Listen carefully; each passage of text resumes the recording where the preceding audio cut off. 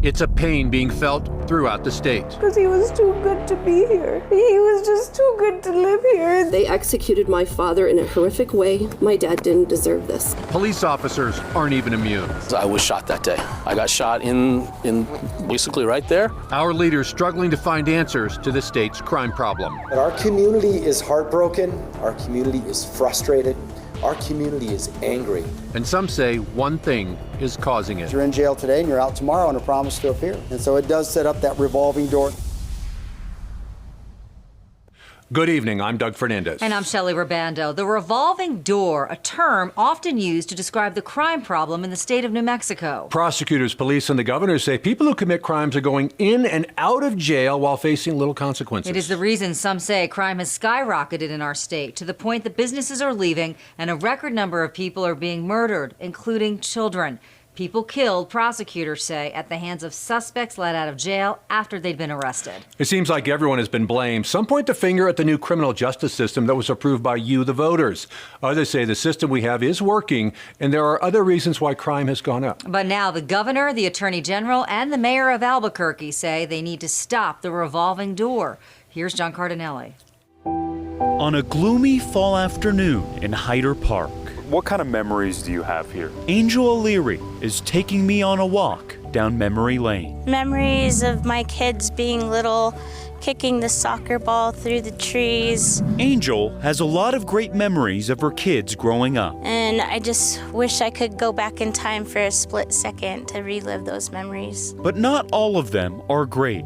Some are just overwhelming. Everything's a memory. You do not know when it's gonna come on, when you're gonna cry, when you're gonna smell a smell. Angel, if you could have one phone call with your son, what would you want to tell him? That I'm proud of him. I mean, as a parent, you want to think that your children know that you're proud of them. But I just want that one last definite chance to tell him that I'm proud of him and that I love him and that he was a good son. Because he had such amazing work ethic. From day one, Angel knew there was something special about her son, Devin Hayborn. From the day he was born, I knew he was gonna give me a ride for my money. He was born with this contagious smile that you just knew that it was a little bit mischievous as well. A hard worker who welcomed anyone into his life. My son, all through growing up, he just really stuck up for the underdog. He just really always wanted to help people. In 2021, Devin met 18-year-old Devin Munford. They started a journey of going to the gym, working out, he was trying to help him get a job, just doing little things that he thought could encourage him. But the pair began fighting over a gun that Angel's son owned. He had a paper registered weapon, wasn't something that I wanted him to have, but he did like to go out and shoot. He comes from a family with a hunting background, and this kid saw it, liked it, wanted it, broke into his house, stole it. And eventually it caused a little bit of an altercation. Devin was able to get his gun back from Munford, but on April 21st, 2021, Angel received a phone call she still has nightmares about. My whole face just went numb. I screamed. I said, "You're lying. What are you talking about? This can't be true." Munford killed Angel's son. This kid was a little bit jealous, was a little bit angry, and in some ways felt disrespected. And he basically went to my son's apartment, knocked on his door, and shot him through a cracked door. Devin had only known Munford for 6 weeks. But in that 6 weeks, he was on pretrial release, wearing a GPS ankle monitor, and unfortunately not being monitored. Devin Munford was wearing that ankle monitor because he had been arrested 4 months earlier for shooting out the window of his car. Devin Munford is the poster child for someone who should never have been released back into the community. Attorney General Raul Torres was the Bernalillo County District Attorney at the time and asked the judge to hold Munford until trial. The gun he had was stolen from the Rio Rancho Police Department, and he was already a convicted felon on probation from Georgia. But a judge denied Torres' request to keep him in jail and instead put him on what's called pretrial release. He could go home, but had to wear an ankle monitor. You know, he was somebody that revealed some real critical weaknesses in our pretrial detention system. Torres says Munford is an example of the revolving door. People who are charged with a crime let out of jail only to be arrested again before they are convicted or found not guilty for their original crime. But how did we get here in the first place? Some people say it's because of you, the voters. It was 8 years ago you were asked to pass a constitutional amendment that some say the voters didn't even understand. We'll get to more on that in a moment. It was the passage of that amendment that some say changed our criminal justice system to what they call a revolving door. It's a term we hear our leaders use over and over again. The Mexicans are fed up with the revolving door. What do we have to do to stop the revolving door? So this is about stopping the revolving door. We will put a wedge in the revolving door of violent crime in New Mexico. Stop the revolving door. We asked legislators, law enforcement, prosecutors, and court officials to explain it to us. What is the revolving door? The revolving door is that the lax rules for the court to follow allowed defendants to be released even on very serious crimes. The revolving door is our deputy goes and arrests someone for a crime, and 2 hours later or the next morning that they're let out in jail, and we deal with them again on the same crime, if not something else. Others disagree and say our system is working, and there are other factors that are causing crime to skyrocket. So do we have a revolving door in New Mexico? No, I don't believe we have a revolving door. We have a criminal justice system that from time to time we need to do better at. It's a perception by people that somehow when people are released pre-trial, instead of being just held in jail, that it increases the amount of criminal activity in their community. It may be that there's an element of that takes place in terms of people getting arrested, being released by a judge, and then picking up new charges. But we got to remember, under the old system, that was happening too. Is there a revolving door in New Mexico? Absolutely. And bail reform set it up. When we return. I think voters were confused on the ballot. The ballot measure was clear. Oh, I definitely think everyone was duped. Do you think this would pass today if it was on the ballot?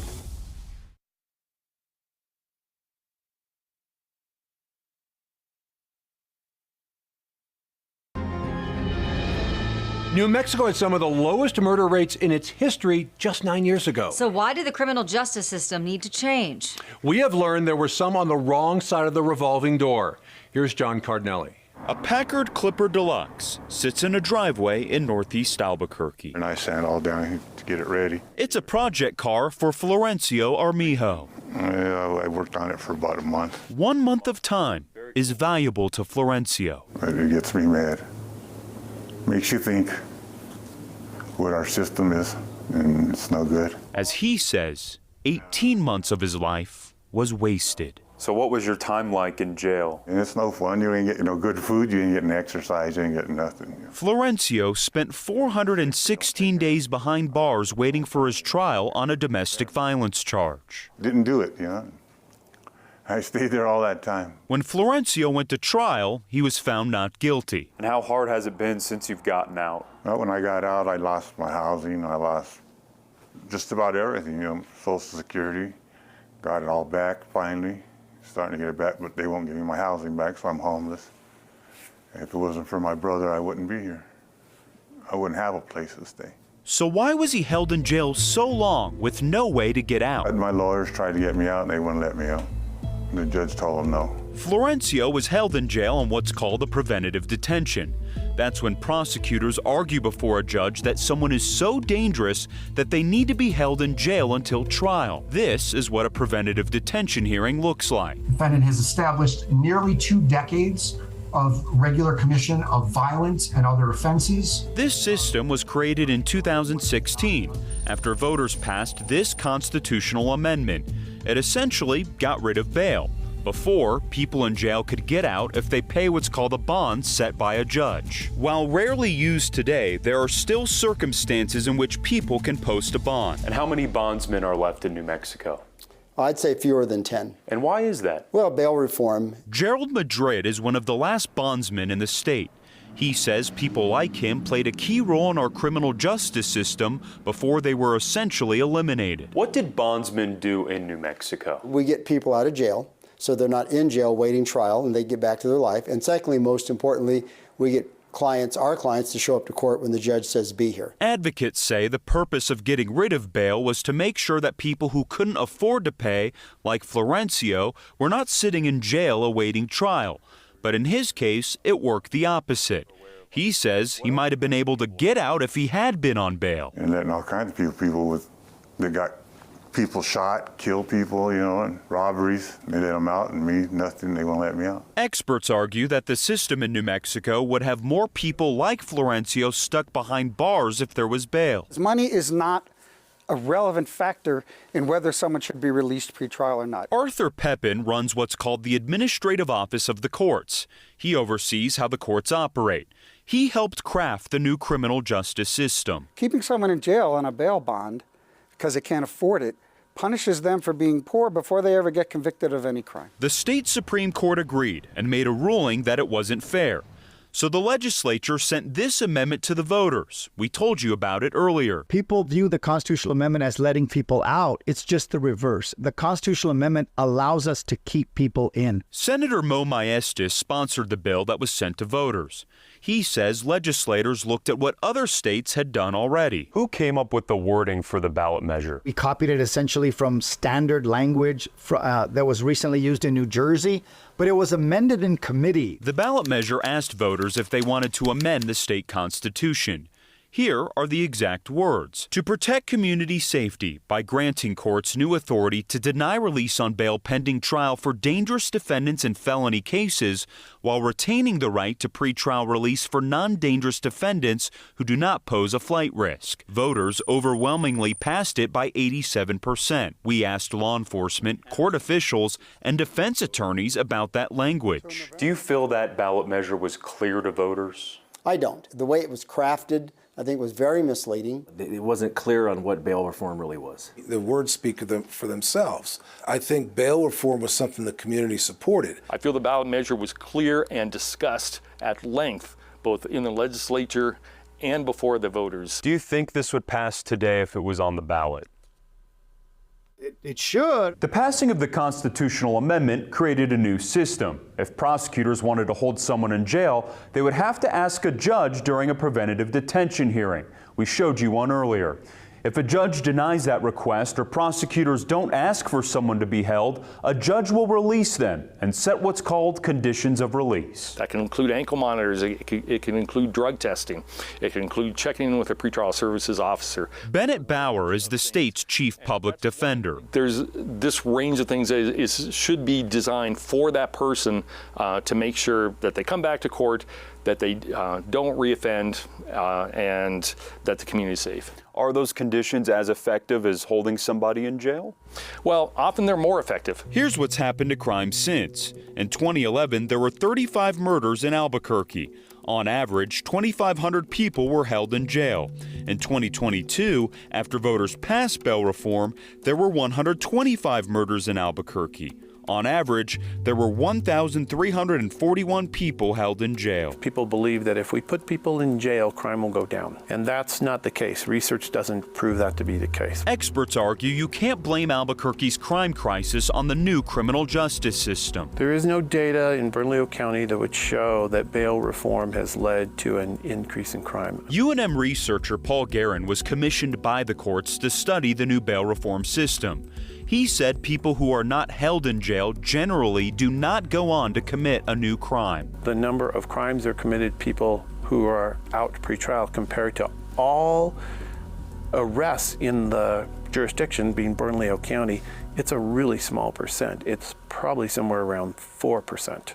So it's not a revolving door in that regard. I think those numbers are very disrespectful to victims' families. Those legislatures or whoever's making those comments, go speak to those victims' families and tell them when a repeat violent offender hurt their family or murdered them.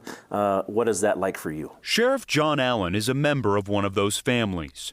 Earlier this year, his brother was shot in a road rage incident. Months earlier, prosecutors asked a judge to hold the accused gunman in jail until trial. Instead, like Devin Munford, who we told you about earlier, he was let out and was wearing an ankle monitor. We come up with a percentage, and everybody looks for a smaller percentage. Just one family is one too many. The system that has primarily gotten rid of bail is not unique to New Mexico. All but these 7 states have done something similar to what we've done in the land of enchantment. We came to realize that we had a serious problem with mass incarceration. Harvard University professor Sandra Susan Smith has studied bail reform throughout the country. She's published this research paper analyzing its effects. How many people are we willing to hold so that one person doesn't go out and do something that might be harmful? She says nationally, the data shows bail reform does not lead to higher rates of crime. What I fear is that because crime increased around the time that bail reform went into place, people who are perhaps antagonistic to the notion of bail reform have pointed to it as the reason why crime has increased. But all the evidence suggests, even the most rigorous studies done focused specifically on New Mexico, suggest that that is not the case. Dr. Smith says other factors could include a lack of police officers, the APD Department of Justice consent decree, homeless, and record low unemployment during the pandemic. We focus on the 1 or 2 cases of folks who've gone and done something that we find really kind of reprehensible, as that we forget about the thousands, tens of thousands, if not more, who are released and do nothing. When we return. It's a pretty shocking sort of revelation about the lack of real common sense inside this system. An ankle monitor on someone does not make the community one bit safer. You're not supposed to get punished before you get convicted. The numbers and data are very important, but we're taking the human effect out of numbers.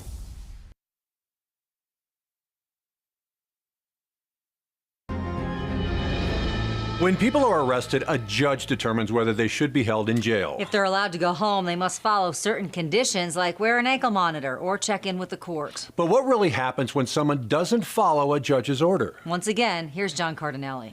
We've been traveling lately, and we plan to see the world. Alicia Otero and her husband Luis love traveling. We went to Oahu in Hawaii, and we took him with us, and next year he's going to Bali. But lately, seeing the world hasn't been the same. And every place that we go, we're going to take a little bit of him and spread his ashes and take him all over the world, because that's what he wanted to do. Their son, Elias Otero, I still talk to him like he's still here. is no longer traveling with them. When he bought his house, I told him, you know, you can always come back home. And he says, over my dead body, I'm never coming home. I'm a man now.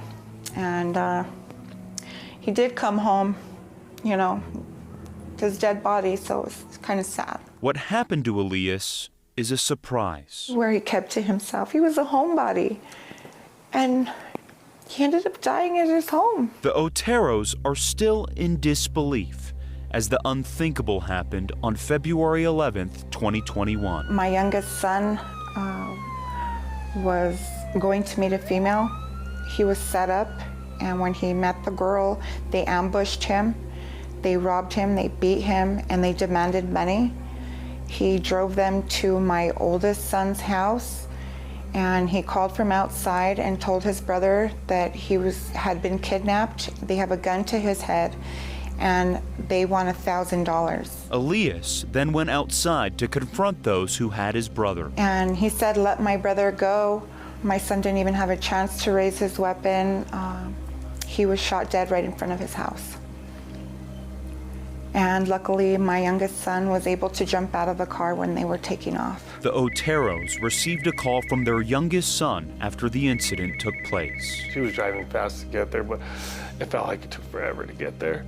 When they arrived at the scene, it was too late. When I got there, I wanted to hold my son, and they told me I couldn't. And they told me that he was gone. And I just remember all Me and my husband and my children falling to our knees, and this blood-curdling scream that I will never forget. And I feel like my soul left my body that day. And even after that, I couldn't touch my son because now it's a crime scene and they don't allow you to touch them. And it will live with me forever. The Oteros had lost their oldest son. Who knows what could have happened if Elias didn't go outside and do what he did. In our book, Elias was a hero. And he saved probably my other son's lives as well. After Elias's death, then 16-year-old Adrian Avila was charged with the murder. It was revealed after his arrest he was a suspect in another killing. So prosecutors asked for preventative detention. We told you about that earlier. Under a constitutional amendment voters passed in 2016, it's the only way to keep someone in jail. But the judge chose to release him on an ankle monitor. I was in shock. What is going on here? And I think everybody in New Mexico was shocked about that. The case spurred harsh criticism from the public. It also prompted Raul Torres, who was the Bernalillo County District Attorney at the time, to appeal to the state Supreme Court. They sided with Torres. People were told it would be low-end, nonviolent offenders, people with drug addiction issues who would be put back into the community, and violent offenders, people with guns, people accused of serious violent offenses would remain behind bars. That isn't what has happened. Until recently, judges were using a tool to help them determine if they should keep someone in jail. It's referred to as the Arnold tool. Officially, it's called the Public Safety Assessment.